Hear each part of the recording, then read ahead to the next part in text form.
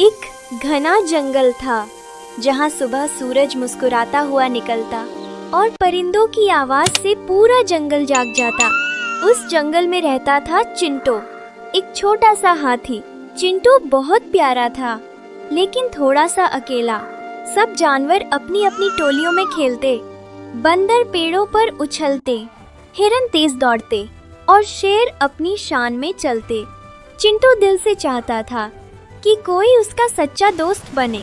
एक दिन जंगल में जोर की बारिश हुई, नदी का पानी बढ़ गया और एक छोटा सा खरगोश फंस गया।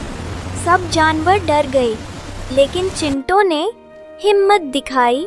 उसने अपनी लम्ही सांड से खरगोश को पानी से बाहर निकाल लिया।